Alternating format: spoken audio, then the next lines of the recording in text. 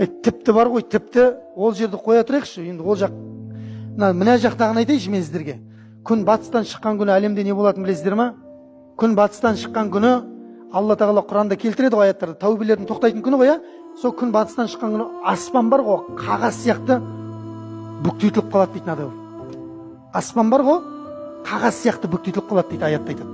Сонда саудаласып тұрған адамдар дейді, саудаларын тоқтатып қояды дейді, ұстаған жерінде қатып қалады дейді.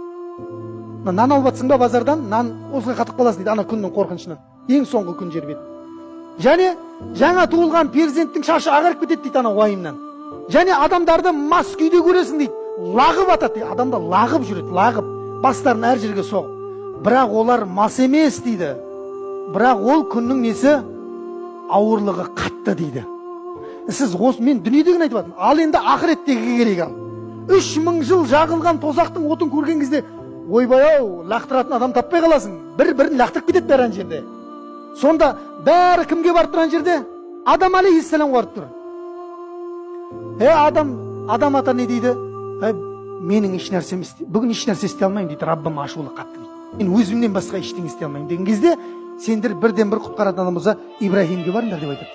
Ибраһим алейхиссалам дәл сол әңгімені айтады. Ибраһим Мұсаға жібереді, Мұса алейхиссалам сол әңгімені айтады. Мұса Исаға жібереді, Иса алейхиссалам сол әңгімені. Иса пайғамбар кімге жібереді?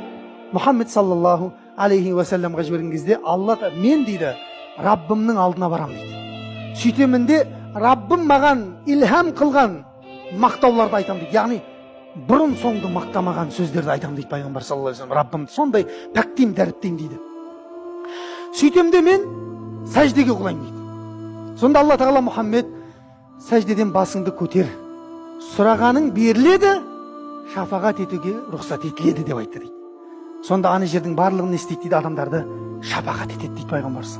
Иншалла тіпті өзге пайғамбарлардың үмметтерінің азабын жеңілдетіп береді дейді сол шафағаттың берекетімен. Біз иншалла Құдай қаласа деп айтайын, түгел кешіріп кетуге сондай бір үмітіміз бар.